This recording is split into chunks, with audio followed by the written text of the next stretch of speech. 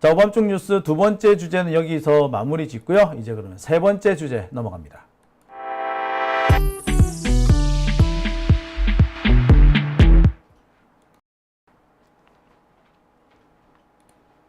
네, 오밤중 뉴스 함께하고 계십니다. 제가 준비한 세 번째 주제는요.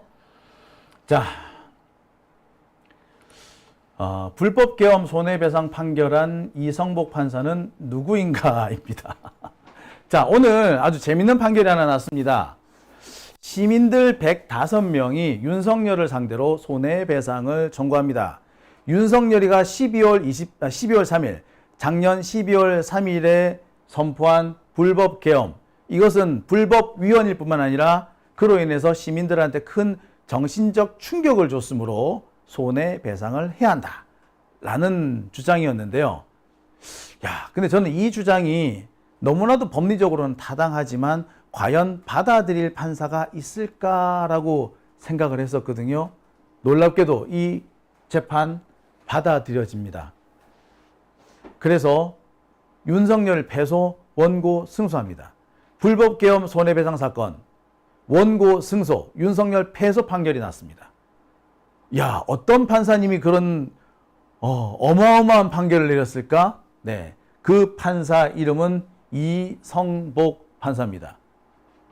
자, 이 판결이 앞으로 상급법원에서 확정이 된다면 윤석열과 김건희는 파산합니다. 김건희가 만약에 파산을 피하려면 이혼을 해야겠죠. 1인당 10만 원씩 손해배상이 났는데 우리 국민으로 계산하면 어마어마한 액수가 나오겠죠. 조 단위로 나올 겁니다. 자, 판결 내용을 한번 보겠습니다. 서울중앙지법 민사 2단독 이성복 부장판사는 25일 이모 씨를 비롯한 시민 104명이 윤석열을 상대로 1인당 10만 원씩을 배상하라며 제기한 손해배상 청구 소송에서 원고 승소 판결했다.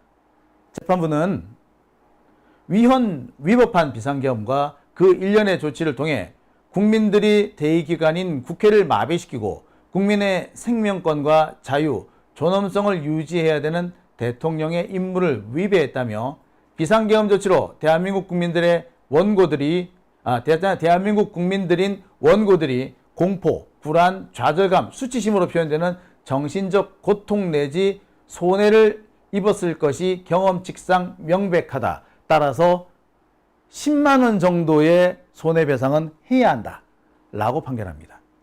저는 이 원고인단에 내가 들어가야 돼. 저 그날 국회 갔잖아요. 그날 그 새벽에 추위에 바들바들 떨면서 밤을 샜던 기억 납니다. 아침 해가 떠오르는데 이 윤석열이가 또 무슨 짓을 할지 모르니까 2차 계엄을 할지 모르니까 자리를 뜨지를 못했어요. 국회에 계속 있어야 되나? 용산을 쳐들어가야 되나? 정말 온갖 고민을 다 했었거든요. 자, 저 윤석열한테 손해배상 받아낼 수 있겠죠? 이거 손해배상 인정 안 될 수 있겠습니까? 그죠? 꼭 인정되겠죠? 예. 오늘 1심 판결이 났는데, 자, 앞으로 추가 소송이 예정이 되어 있습니다. 오늘은 104명인데, 추가 소송이 현재 기획되고 있어요. 대표적인 것이 바로 이 김경호 변호사입니다. 김경호 변호사는 바로 박정훈 대령의 대리인이죠. 박정훈 대령의 대리인인 김경호 변호사가 오늘 SNS, 페이스북에 이렇게 글 올립니다. 일상생활을 영위하던 국민들에게 고통, 1인당 10만 원 배상 판결 환영. 동시에 손해배상 청구 진행 예정, 선임료는 만원, 성공보수료 없음. 관심 있는 분 요리로 메일 보내랍니다. 예, 어떻습니까? 저 참가하려고요. 여러분들도 참가해 보시죠. 지금 관련된 소송이 또 여러 건이 있습니다. 이미 민생경제연구소에서는 지난 5월 달에 소상인들을 대신해서 손해배상 소송에 들어갔습니다. 사실 계엄 선포 이후에 소상인들이 제일 피해를 입었잖아요. 그래서 피해 입은 소상인들을 대신해서 소송이 들어갔습니다. 앞으로 이와 같은 소송은 계속될 수밖에 없습니다. 1심에서 이렇게 선고가 잘 나왔기 때문에 앞으로 2심, 3심에서도 쉽게 이 판결을 기각하기는 어려울 겁니다. 시간을 끌 수는 있겠죠. 하지만 시간을 끈다고 해서 그렇다고 해서 문제가 해결될 것 같지는 않습니다. 그렇다고 해서 이 청구를 기각하기는 쉽지 않아 보여요. 왜? 이미 윤석열은 국민적인 시각에서 국민적인 어떤 평가에서 쥐길 놈으로 개차반으로 이미 낙인 찍힌 상태죠.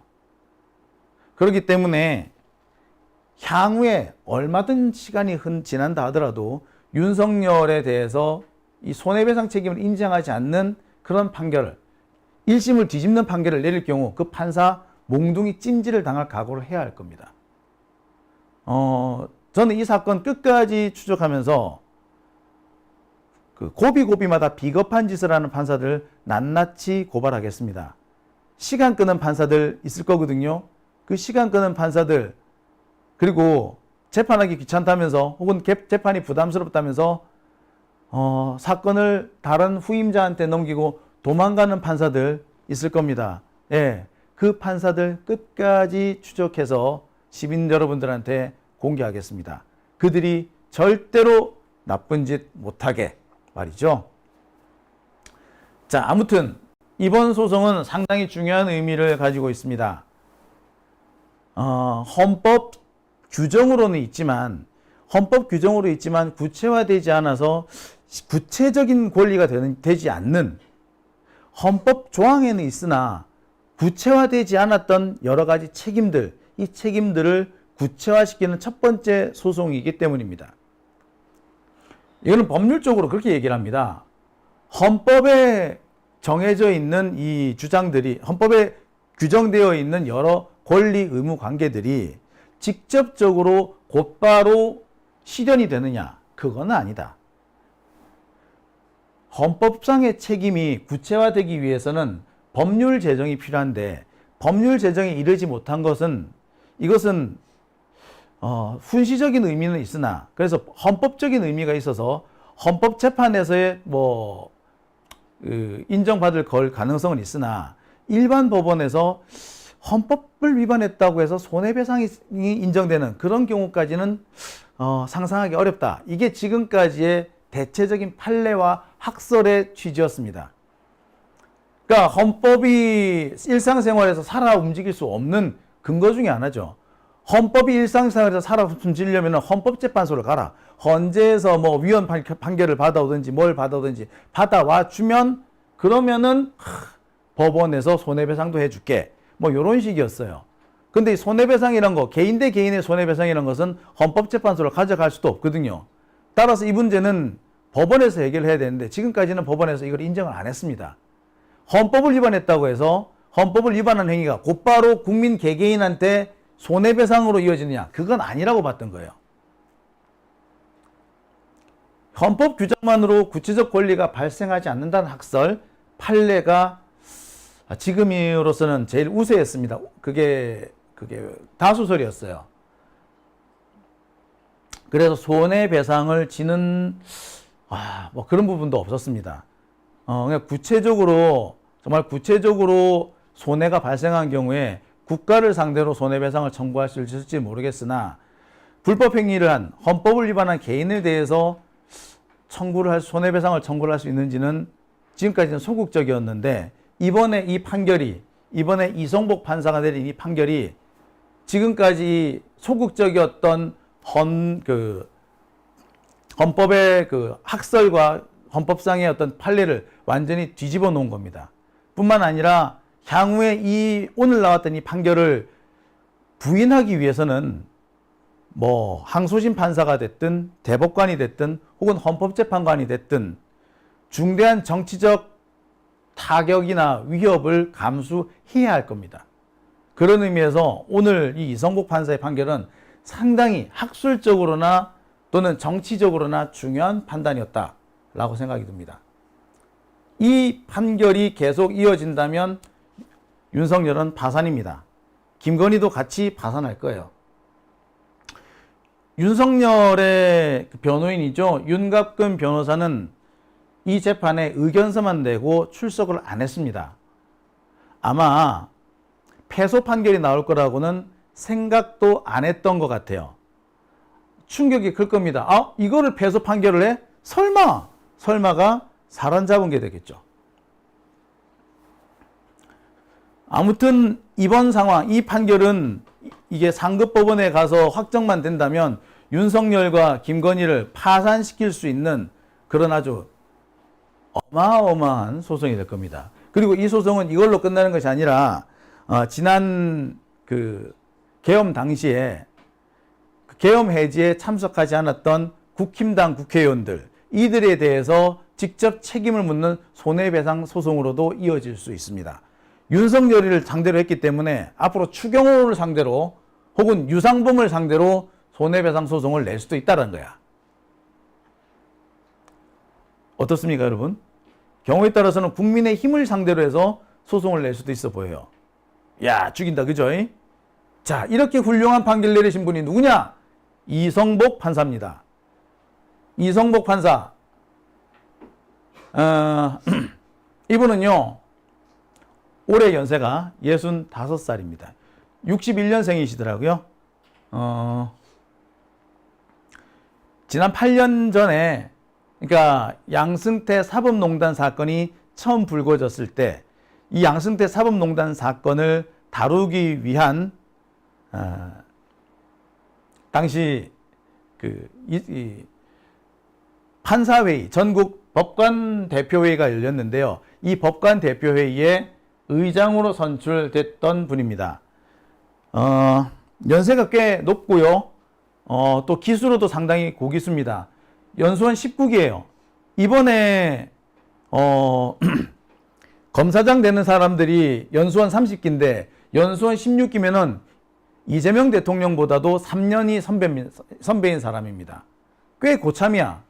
고참인 이 판사가 오늘 이렇게 중요한 판결을 내렸습니다. 이분은 지금 서울중앙지법에서 좀 곤란하다 싶은 이른바 깡치 사건을 엄청 많이 맡았나 봅니다. 임은정 검사가 국민들한테 이 폭로한 사건 중에 수사 보고서를 위조하고 몰래 갖다 붙여가지고 수사 보고서를 위조했다. 뭐 이런 검사가 있다. 그래가지고 그 검사가 이것을 위조해가지고 공소장을 만들어 붙였다. 뭐 그런 보도 들으셨죠? 예. 공소장 위조 검사. 그 검사가 1심에서 무죄가 나왔거든요. 근데 이 무죄 판결을 유죄로 뒤집은 사람이 누구다? 예, 이성복 판사입니다. 1961년생 서울대 졸업이고요. 연수원 16기. 근데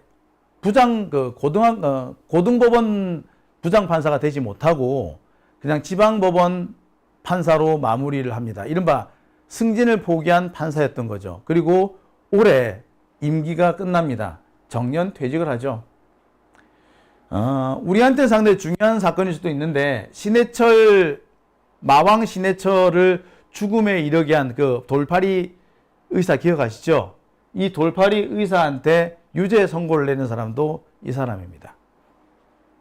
자, 그리고 이거는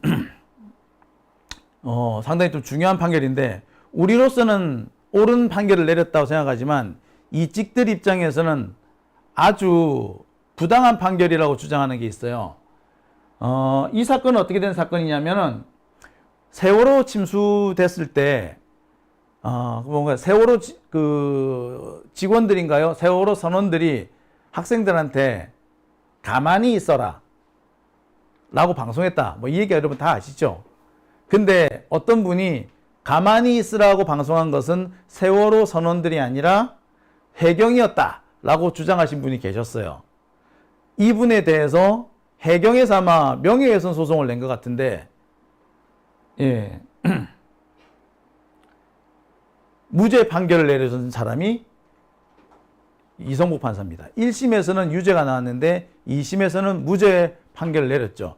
그 무죄 판결을 내렸다고 이 펜앤마이크 극우에서는 아주 개쌍 난리를 쳤던 것 같습니다. 자, 어떻습니까? 상당히 좋은 분이시죠? 네. 자, 앞으로 이 사건이 계속 된다면 김건희에 대한 국민들의 손해배상 청구 소송도 가능하지 않을까 싶습니다. 아까 말씀드렸듯이 윤석열에 대해서 손해배상 청구하는 거는 김건희가 이혼을 해버리면 사실 윤석열은 빈털털이거든요. 그러니까 한계가 있습니다. 그러니까 김건희를 털어야 돼. 김건희를 어떻게 털죠? 예. 김건희가 한 여러 가지 불법적인 행위가 우리 국민들의 정신적 충격을 주었노라 라고 하게 된다면, 그래서 김건희의 행위에 대해서 국민들에 대해서 김건희는 손해배상을 하라, 뭐 이런 판결이 나오면 되겠죠. 예. 이번 판결이 아마 그런 판결로 이어질 수 있는 징검다리가 되지 않을까, 그래서 조심스럽게 한번 전망을 해봅니다. 자, 오밤중인 뉴스 함께하고 계신데요. 호아빠님께서 차기 대법원장 가자, 대법원장 시키면 되겠네요. 그렇죠. 이런 분을 진짜 시켜야 되는 거예요. 자, 정치리니님께서도 저런 분이 대법원장 감이신 듯 지극히 상식적인 분이네요. 그럼요. 그죠? 예. 그러니까 출세를 포기하고, 예, 정의의 길을 가신 분. 그래서 제가 좀 더 자세히 알아봐야 되겠습니다만, 출세를 포기하고 정의의 길을 가신 분이 아닌가 저는 생각을 해봅니다. 자, 오밤중 뉴스 함께하고 계신 지금 시각 12시 47분이고요. 오늘 조금 늦게 출발했는데 주제가 길어지면서 조금 지연되고 있습니다. 자, 마지막 주제로 넘어가 보겠습니다.